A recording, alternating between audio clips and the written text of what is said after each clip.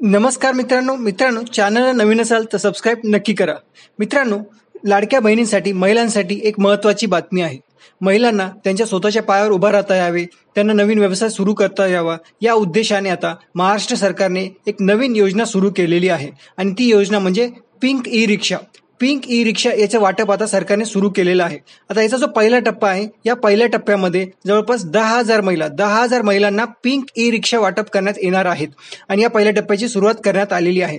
आता हा जो पहिला टप्पा आहे ज्याच्यामध्ये 10,000 रिक्षा वाटप करण्यात येणार आहेत, त्याची जी सुरुवात झालेली आहे ती नागपूरमध्ये झालेली आहे। नागपूरमधून देवेंद्र फडणवीस आणि आदिती तटकरे यांच्या हस्ते या 2,000 रिक्षाच्या वाटपची सुरुवात करण्यात आलेली आहे। आता या पहिल्या टप्प्यामध्ये 8 जिल्ह्यांमध्ये 10,000 ई रिक्षांचं वाटप करण्यात येणार आहे। आता हे 8 जिल्हे कोणते असणार आहेत, तर हे 8 जिल्हे असणार आहेत नागपूर, पुणे, नाशिक, छत्रपती संभाजीनगर, सोलापूर, कोल्हापूर, अहिल्यानगर आणि अमरावती असे 8 जिल्हे असणार आहेत आणि 8 जिल्ह्यांमध्ये पहिल्या टप्प्यामध्ये 10,000 ई रिक्षा वाटप करण्यात येणार। आता ही जी पिंक ई रिक्षा आहे त्याचे पैसे कसे दिले जाणार आहेत ते बघा।